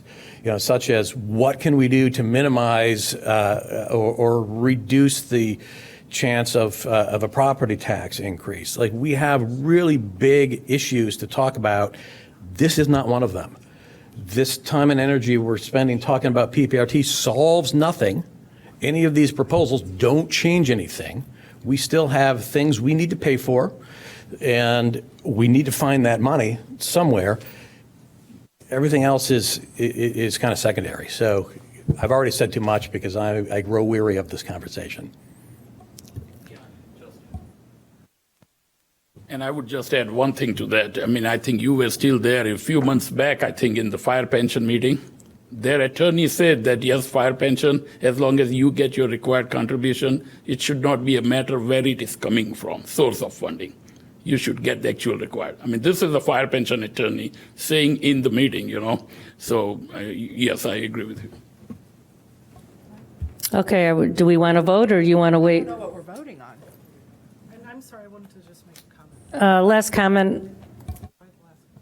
So it is precisely for this reason that we don't have these discussions annually, that we designate. The more we have designated funding streams, and we acknowledge that this is not a discretionary, this is a non-discretionary expenditure annually, we want to bake it into the budget with designated revenue streams. I don't want to have these discussions either, but I also want to protect Evanston into the future. I don't want this to come up where someone says, oh, we got to fund the pensions. We should look at raising taxes to do that.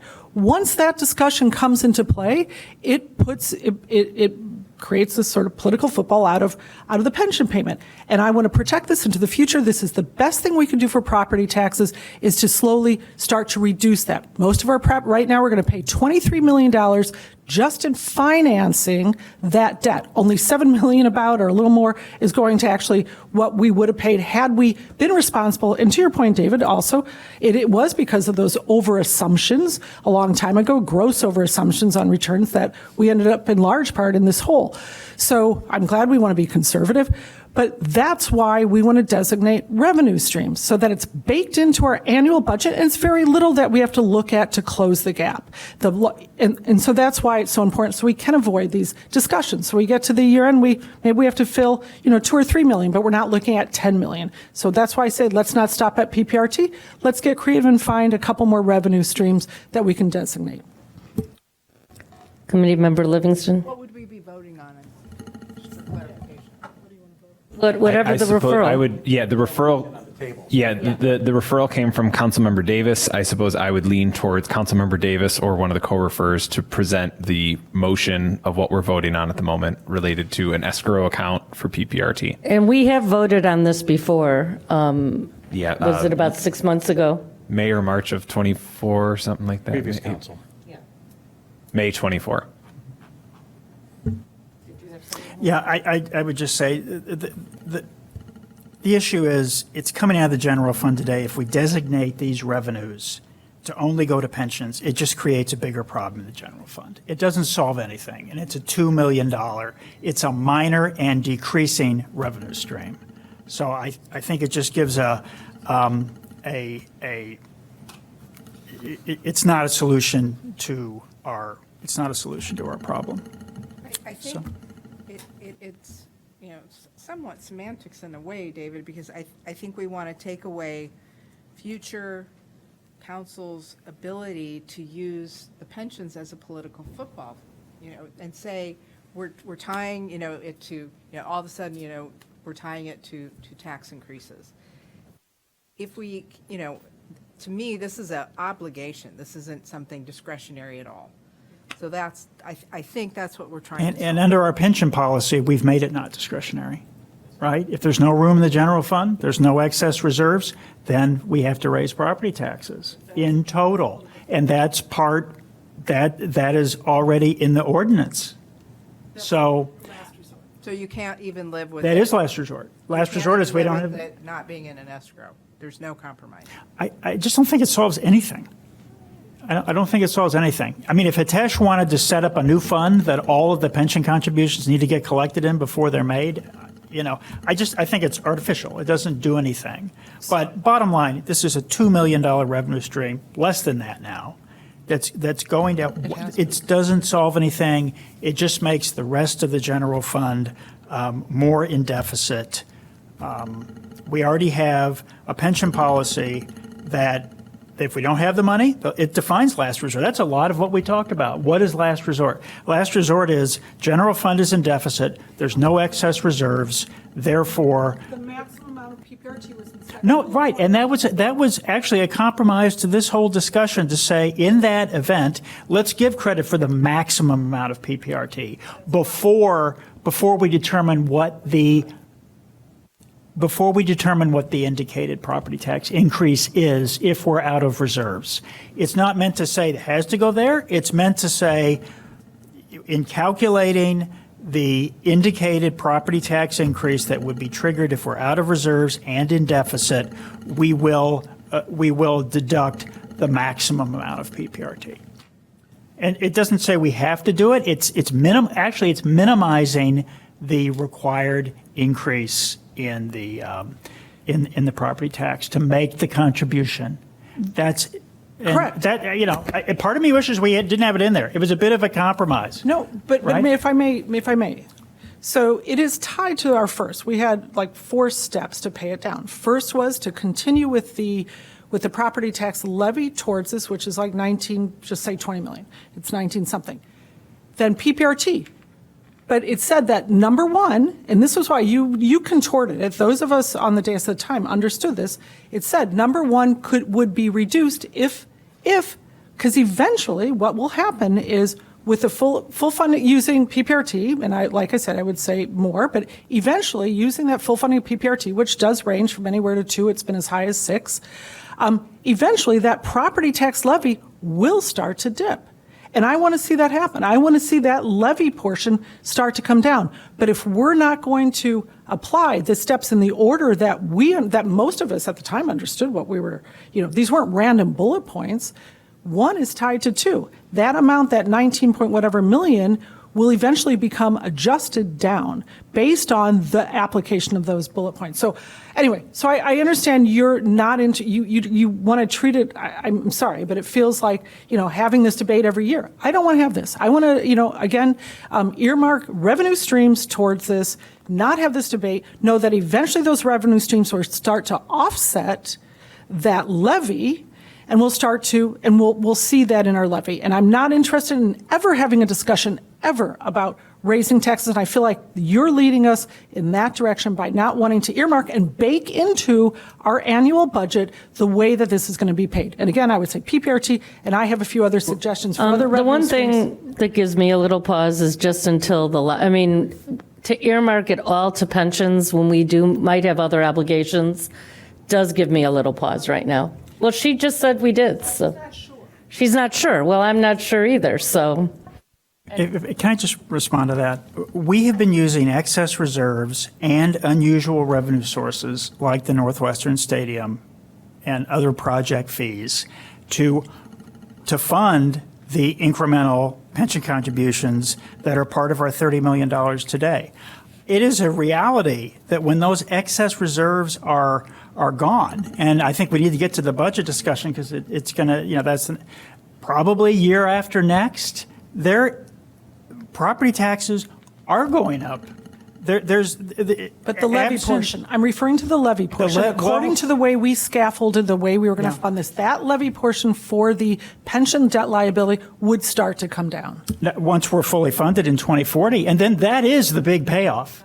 The big payoff is when we get to full funding, and as Heidi explained, and I think Tim and Jack would agree, the big benefit of getting to full funding is our contributions likely drop from 30 to something like 10 to 15. There is, to offset the what I think was irresponsible behavior in the past of letting our liability, just throw out a number. In 1998, our pensions were funded at 60%. Oh, it was totally irresponsible. Okay.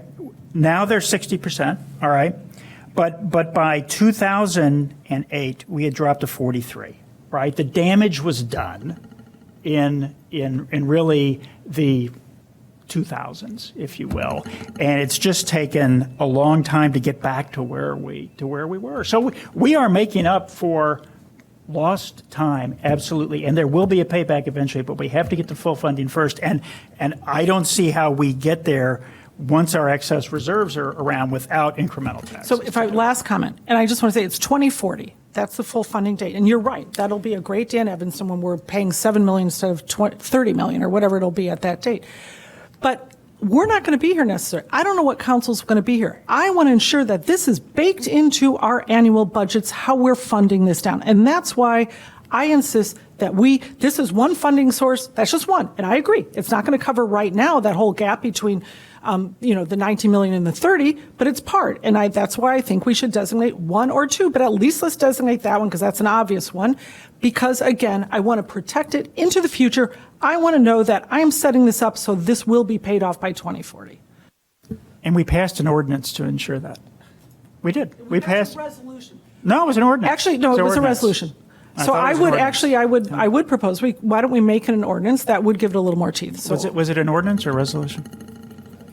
We need to move on. All right. Yeah, we don't have all the information. This is the biggest financial issue facing that and how we're going to pay for all this infrastructure, right? This is exactly it, and it makes anything else that we want to do virtually impossible because of the overhang of the pension debt, the taxing of the future that happened by prior city councils. That's what they did. They might not have described it that way. Let me end this discussion by, we're going to wait for Alex to come back about the library. The next board can decide what they want to do, but there was a big compromise by Hitesh and the staff putting the PPRT on the spreadsheets so that if it came time to raise taxes, there would be a discussion of how much was taxes, how much was general fund, how much was PPRT.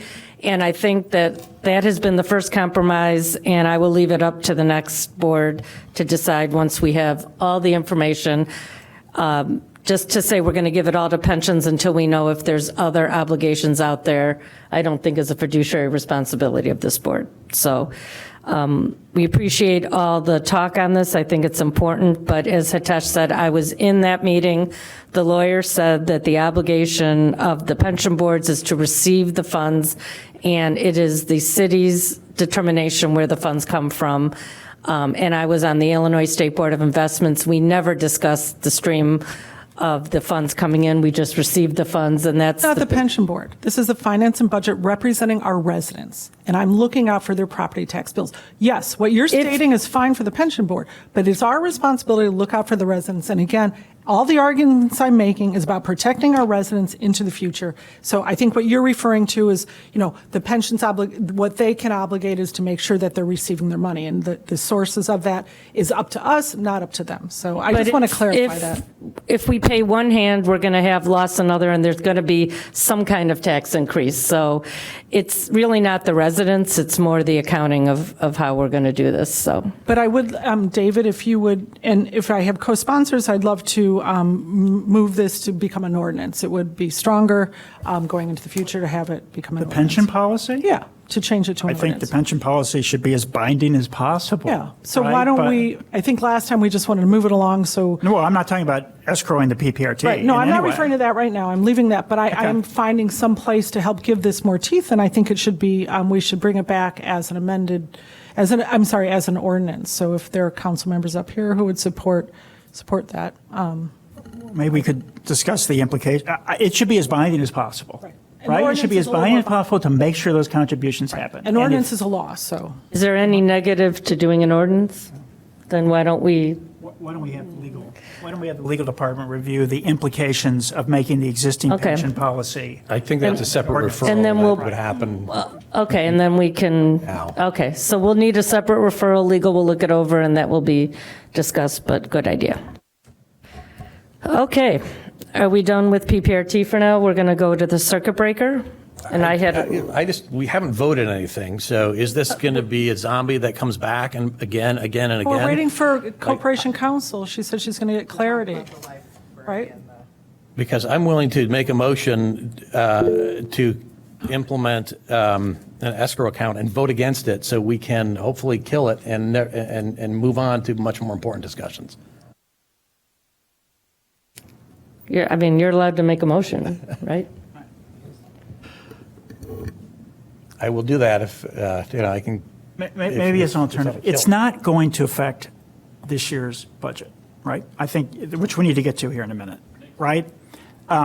Whether the existing pension policy, or if we have to amend it slightly, to make it more binding, seems like something that we can talk about after we get through this budget season. It's not going to affect what we're doing right now. It should be absolutely binding.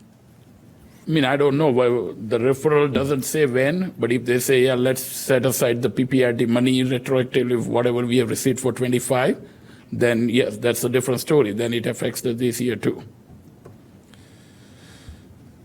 Madam Chair? Yes. I move the matter be tabled until a later date. Okay, second. Everyone okay with that? Okay. 2041? Yeah. I don't care when at this point, but I don't think we're getting anywhere right now. Yes. Well, we still have some unanswered questions. So, circuit breaker. I had a few questions, but Councilman Kelly, do you want to kind of tee this one up? Sure. I don't think there's a lot more to say. I think we all know that in Evanston, we have many residents who are struggling and move out of Evanston because of high cost of living, including high taxes. This is an old program. And most of the states actually have this program to protect residents so that they can continue to live and age in place. And as we heard, they're working on one now at the state level. It probably won't be implemented for probably 3 or 4 years. So this is a proposal, and what I'd like to add, this is a proposal that we institute a local program with funding that already exists that's earmarked for things like affordable housing. And I would recommend that we look at a pilot program for next year only that would tap into we have a $3 million your Good Neighbor Fund with $500,000 allocated for affordable housing. Some portion of that, I don't think we need to hash all that out right now. I've worked with, and Liza, if you want to chime in, please do. I would advocate that we recommend, I shared some of the wording, and I'll share that with everyone, that we recommend to council the establishment of a circuit breaker program, and that we iron out the details in terms of and agree that the funding will not be a property tax increase, that it will not be a budget increase, that it will come from sources already such as I would recommend from the affordable housing annual or affordable housing fund. So I don't know, that was, so these are sources that are not on our budget? No, they're already in there because it's the $3 million Good Neighbor Fund. So yeah, this is, I think Councilmember Kelly's referring, from $3 million that comes from Northwestern each year. There's $1.5 million that is going to general fund at the moment, $1 million that goes to the affordable housing fund, and $500,000 that goes to sustainability. So I believe the recommendation is using a part of that $1 million that goes to affordable housing fund. I thought it was, I think it's $1 million to affordable housing and 500 to sustainability. Okay. So it's the $1 million that goes to affordable housing, but are there other has anyone else? Yeah, so this is why I'm saying there's so many elements to this. There's how it would be allocated, which I can talk at length about that, but I don't think, my recommendation is just that we acknowledge that there is this need and that we would decide, I'm working with Liza and others to determine what portion of that affordable housing fund will go to that as a pilot program. We'll determine eligibility requirements as well as implementation disbursement. This doesn't go on your tax bill. It's a whole. You do that at City Council? We do that through our assessor's office, and we would determine the basis for calculating. Do we have any projections on what the amount would be and who would qualify? I can just put out some hypotheses of what we've talked about, but there's a lot of details that have to be ironed out. And because this is so needed, so right now, and I'm not locking in on this because the other council members would have to agree to this too, like it would be, for example, it's a certain percent of your property tax. This is not for renters. I think for the pilot year, we all agree that this would only be for homeowners to test the waters for homeowners, home ownership, and it would be a percent that your property tax represents of your income. I also agree with James at 100,000, but I'm not laying this out right now. That's why I don't want to get into arguments now about, where's the income threshold. I would say 100%. I would say 20% of the property tax gets paid down. I would say we wouldn't rely on spikes because we have folks here who are struggling to stay in their homes without a spike. So what I think is we all know that we desperately need this program in Evanston. We care a lot about creating a lot of affordable units, but we're not really instituting any program to actually protect our very residents who've lived here for, long-term residents. We're watching them move out every month. We're having more move out because they can't continue to live here. And so I would ask that we, recommend to council the establishment of a program using some portion of the Good Neighbor Fund earmarked for affordable housing, and that, staff and council members, Suffredin and Davis and myself and others work out the fine details and then bring that to council. But it would not mean an increase in property tax or an increase to our budget. Does anyone else have more to say about it for the referral? Can we ask Hitesh a question on it? Sure. I mean, Hitesh, as described, it sounds like if we do this, that it would be offset by money that we would have spent on other affordable programs housing directly. Right. So in your mind, it would be budget neutral if we do this. I mean, right now it looks like, because we are taking away the money from the Northwestern contribution, which is earmarked for the affordable housing. But is there any other affordable housing need? Like, what was that money going to go before the circuit breaker? I mean, that's the city council decides that. So obviously, if the decision is done at the finance budget, it goes to the city council, and obviously the city council will have debate which one is more important, affordable housing versus the circuit breaker. So I view this as being appropriately really just the decision of the older the people city council, here, basically. right, about do they want to Is this really how they want to allocate some of the affordable housing money? If it's revenue neutral, I think it's not so much, it's not a budget issue, it's a priorities issue, and It's the I'm not policy sure that's- decision right here. we need to say a lot Yeah, about it. Councilman Newsman? I like the idea. I mean, how can anybody not like the idea of helping people who are burdened by excessive property tax bills, deal with that additional expense? But it's completely unclear to me what this program would look like. Like, we don't have any of the very important details developed. Like, who exactly would be eligible? Is it age-based? Is it, length of residency based? If we tap into the Good Neighbor Fund, that's something we can do for 15 years, but then what happens?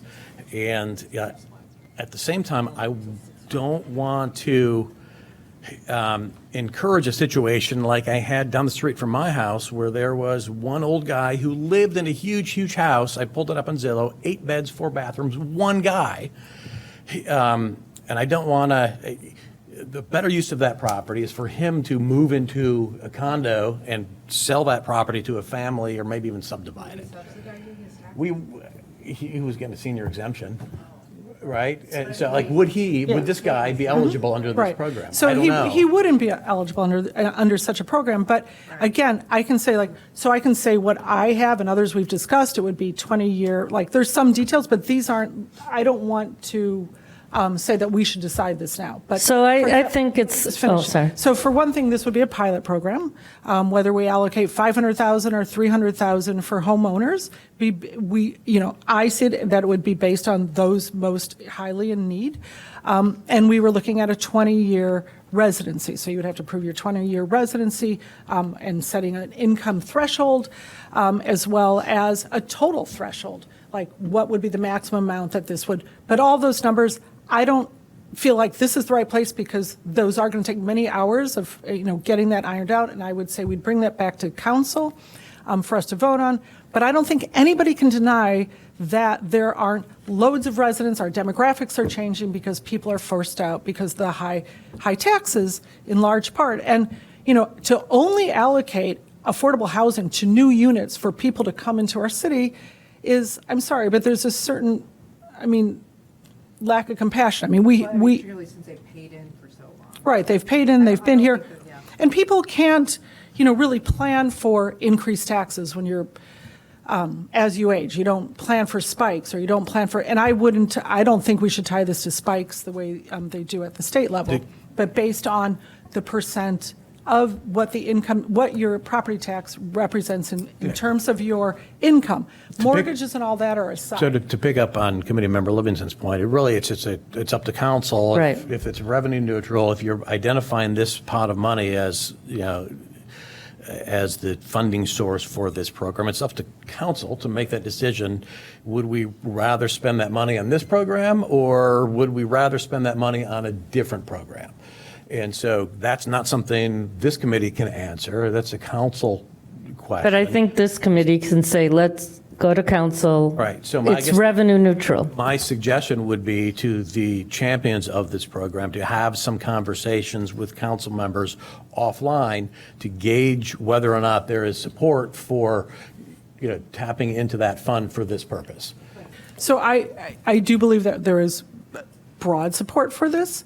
I would just simply ask that we recommend that we create some, a pilot program for a property tax circuit breaker program, and that to be determined, and then the council to determine the amount of the Good Neighbor Fund, and then council can vote it up or down. But I think it's really critical that we acknowledge this need, and we understand that we're not raising taxes to do this, and that we certainly should. I would hope this committee would vote to favor allocating funding that will not impact our property taxes towards this, some degree. But if there's something that's make the final currently being decision. funded from that $500,000 you're looking at, that we want to continue, we'd have to pay for that somehow, and that somehow would be taxes. Right, but that is not determined. Okay, we have 2 more items on the agenda. I think the bottom line is that we like the idea, we think it's great, but we don't know all the other needs out there and the other ideas out there, so that we think that this should move forward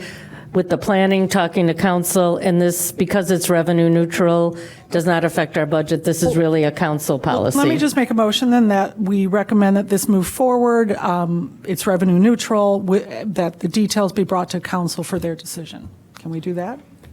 Well, I'm not sure we're ready to move forward till we know what. Well, we're going to be close to budget season soon.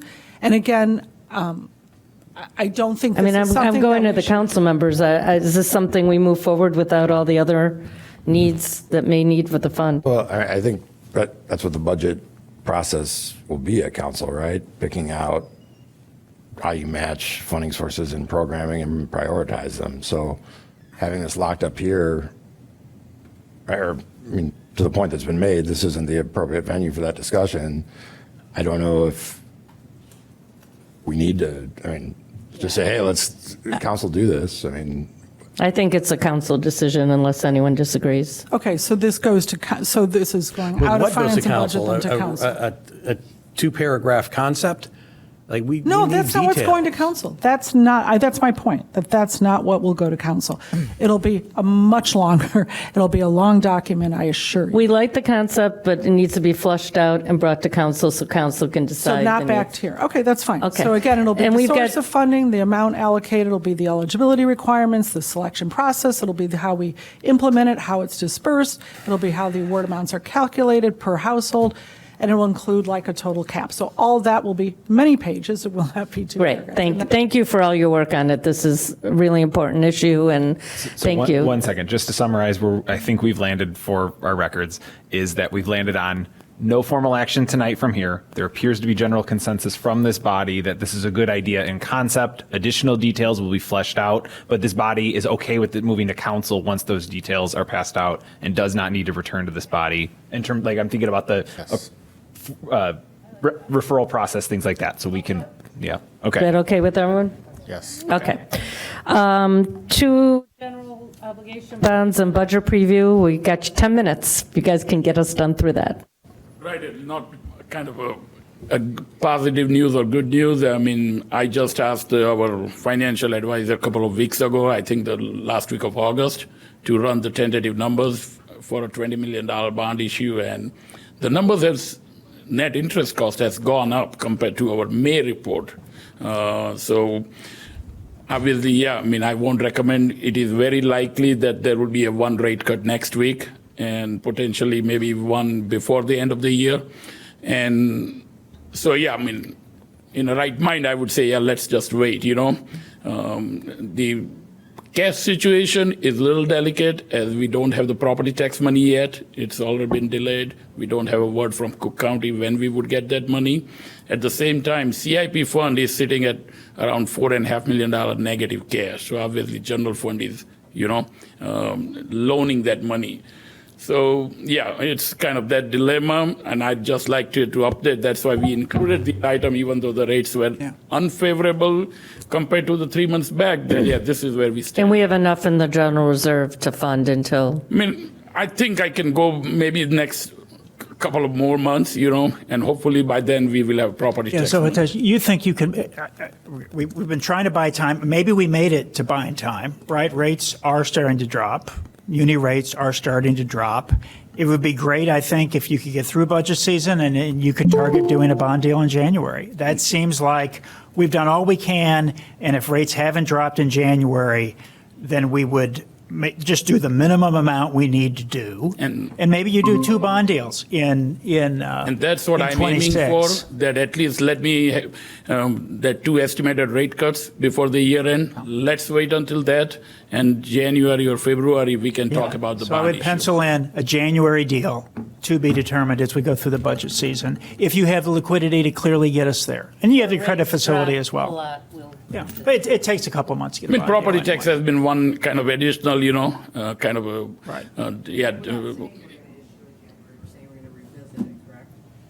At some point, we're going to have to issue because we're going to run out of reserve. We have to clear the deficit in the capital Let's plan. watch, what rates are doing. Right.